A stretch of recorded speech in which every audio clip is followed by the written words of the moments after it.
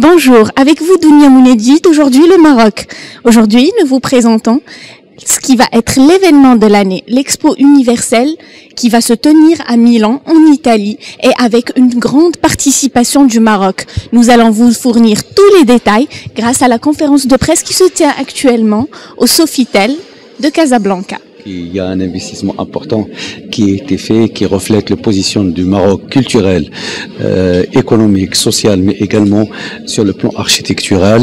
La thématique choisie est une thématique qui est attachée à l'agriculture. Le Maroc a deux grands plans de développement, le plan halieutique, c'est le plan Maroc vert, et sur lequel nous allons mettre je dirais en exergue toutes les possibilités qu'offre le Maroc en matière de développement, notamment dans les territoires et dans les terroirs, avec les produits des terroirs, et de connaître l'histoire que traverse le Maroc dans ce domaine et qu'il apporte une solution sur la nutrition au niveau mondial.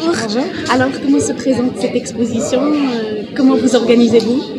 Là, on arrive au bout de nos peines. On est sur le point d'ouvrir le pavillon, puisqu'on est quand même à 2 semaines de l'événement. Ça a été un événement qui s'est monté très très rapidement, mais de manière assez soutenue, parce qu'on a eu assez peu de temps pour le faire.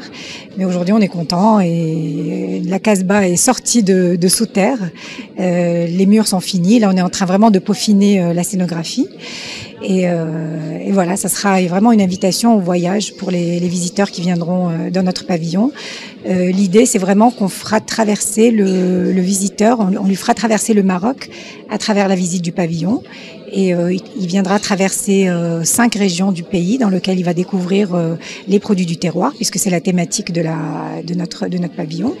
Et il vivra en même temps d'énormes sensations qui lui donneront quand même l'impression d'avoir traversé le pays en réalité. À combien de visiteurs vous attendez-vous? Alors on s'attend en principe à 2 millions de visiteurs sur le pavillon marocain, c'est-à-dire 10 000 visiteurs par jour. Quand même. Et vous pensez que vous allez pouvoir gérer tout ça?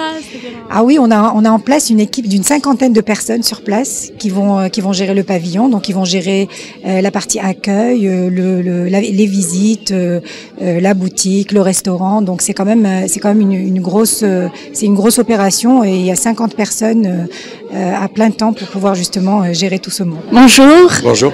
Alors une expo énorme, universelle. Qu'est-ce que ça vous fait? D'abord, je suis très très fier de représenter mon pays, qui est le Maroc, à une expo qui, chaque 4 ans, dans un pays qui est ami, qui est le Milan, l'Italie. Et vous savez, le thème surtout, et moi je suis encore plus fier, le thème c'est nourrir la terre. Et c'est là mon intervention, c'est faire à manger, c'est séduire le monde entier et séduire le monde entier à travers la cuisine marocaine. D'accord. Qu'est-ce que vous nous avez concocté pour cette exposition? Alors nous, on a fait quand même pas mal de plats, c'est-à-dire que ce soit des tagines. On a mis surtout en valeur nos produits, nos saveurs, comme le safran, comme le zitergan, comme le tahmera. Et tout ça, ce sont du citron confit. Et ça va être dans nos plats. Et bien sûr, vous allez voir, c'est fait dans les épices. Beaucoup d'épices et beaucoup de légumes et beaucoup d'agrumes, ce qu'on a au Maroc. D'accord. Merci beaucoup. Merci beaucoup. C'est simplement inenvisageable que le Maroc et le Royaume n'y prennent pas part quand la thématique retenue se trouve au cœur des politiques et des préoccupations majeures de notre pays. Entendez la sécurité alimentaire, plus exactement nourrir la planète, énergie pour tous. La participation du Maroc a plusieurs dimensions. D'abord, évidente et incontournable est celle de la promotion d'une destination, d'une culture, d'une histoire et d'un positionnement dans notre pays. La seconde est relative à la contribution du Maroc au traitement de la problématique de la sécurité alimentaire et de la durabilité. Le choix d'une telle thématique pour l'Expo universelle, qui s'intéresse pour la première fois de son histoire à l'agriculture et à la nutrition, est très éloquent et témoigne de l'ampleur de l'enjeu.